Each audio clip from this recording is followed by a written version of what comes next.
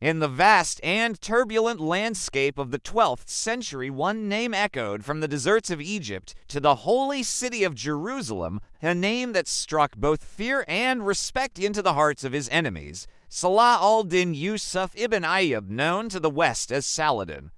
But who was this man, this Sultan of Egypt and Syria, who managed to unite a fractured Muslim world and challenge the might of the Crusader states?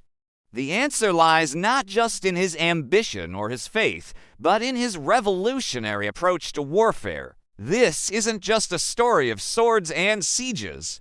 It's the story of a military genius who rewrote the rules of engagement. To understand Saladin's brilliance, you first have to understand the world he inherited.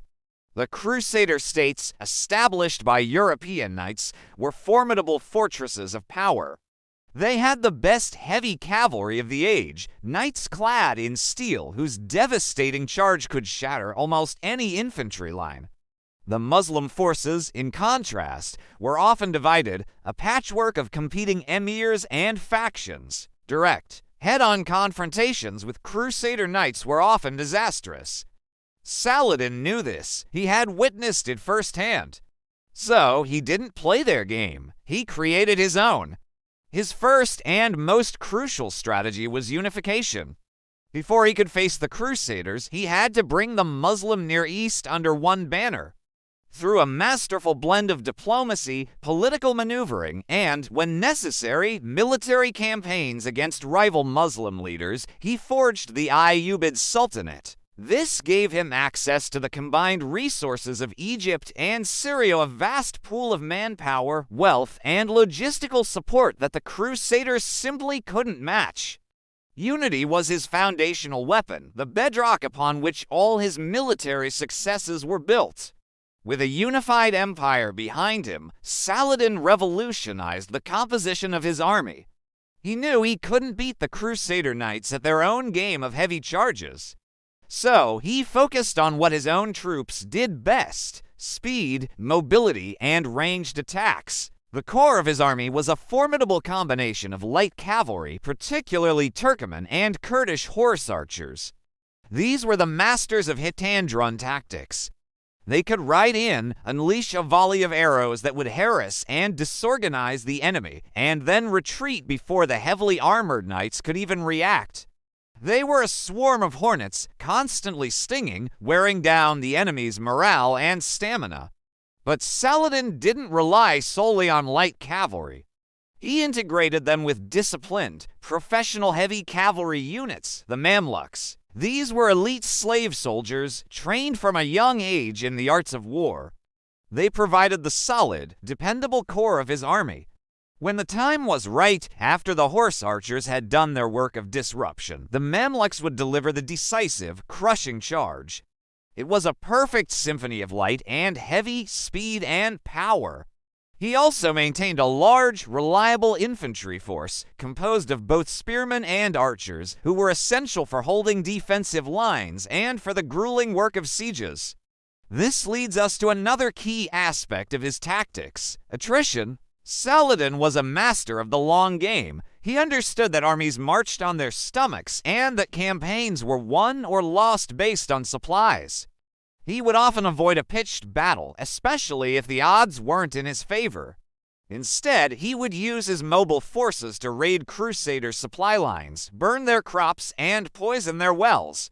He would force the Crusader armies to march and countermarch under the scorching sun, exhausting their men and horses long before a single sword was drawn. He was waging economic and psychological warfare just as much as he was waging a military one. His goal was to make it impossible for the enemy to sustain their army in the field. Now, let's talk about the Battle of Hattin in 1187, the absolute masterpiece of Saladin's career. It's a perfect case study of all his tactics coming together. The Crusader army, led by King Guy of Lusignan, was marching to relieve a siege at Tiberias. Saladin knew the route they had to take: a dry, waterless plain. He let them march right into his trap. His light cavalry swarmed them from all sides, showering them with arrows, constantly attacking and retreating. He set fire to the dry grass, filling the air with smoke and heat, adding to the Crusaders' misery. He had already secured all the water sources in the area. By the time the Crusader army reached the hills known as the Horns of Hattin, they were dehydrated, exhausted, and demoralized. They were completely surrounded. The knights, stripped of their greatest weapon, the space for a thunderous charge, were forced to fight uphill, on foot, under a relentless barrage of arrows. The battle was a foregone conclusion. Saladin didn't just defeat the Crusader army, he annihilated it. The entire military strength of the Kingdom of Jerusalem was wiped out in a single day. This victory paved the way for Saladin to recapture Jerusalem and dozens of other Crusader-held cities. Hatton shows Saladin's genius for choosing his battlefield. He never fought on the enemy's terms. He manipulated his opponents, luring them into terrain that favored his own forces and negated the strengths of theirs. He was a student of geography, weather, and psychology. He knew that a thirsty, tired soldier is an ineffective soldier, no matter how well armored he is. But Saladin's art of war didn't end with victory on the battlefield. His approach to sieges was equally sophisticated. The Crusaders had built some of the most advanced castles in the world, like Karak and the Crack Day Chevaliers. Taking them by storm was nearly impossible. Saladin employed a diverse range of siege tactics. He brought in skilled engineers who could construct powerful siege engines like mangonels and trebuchets to batter down walls. He used miners to dig tunnels beneath fortifications, causing them to collapse. But often, his greatest siege weapon was diplomacy and psychological pressure. After a victory like Hattin, he would often offer generous surrender terms to a city's garrison. Surrender now, and you can leave with your lives and possessions. Resist and face the consequences. Faced with the knowledge that no relief army was coming, many garrisons chose to surrender, saving Saladin the time, resources, and lives that a prolonged siege would cost.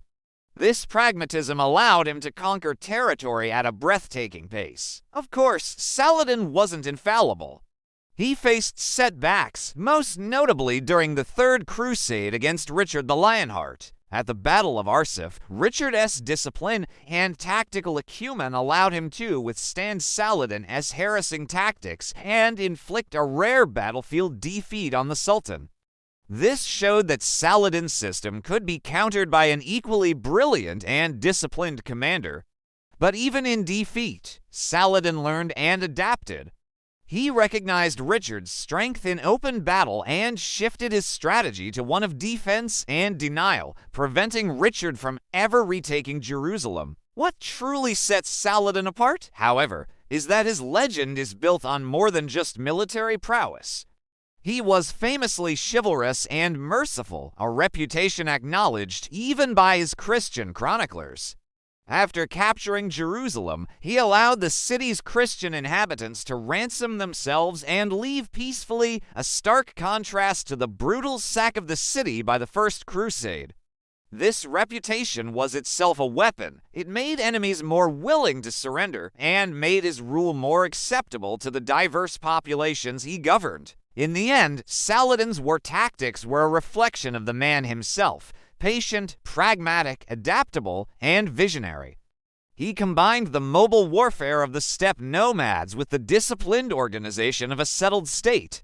He mastered logistics, psychology, and diplomacy as skillfully as he commanded his troops on the field. He didn't just win battles, he built an empire and changed the course of history. He proved that the greatest weapon a general can possess is not a sharper sword or a stronger wall, but a superior mind. Saladin wasn't just a conqueror. He was a grand strategist, and his legacy as one of history's most brilliant military commanders is well and truly earned. Thank you for watching. If you found this journey into military history fascinating, be sure to like this video, subscribe to the channel, and hit that notification bell so you don't miss our next deep dive. Let us know in the comments which historical figures' tactics you'd like us to explore next.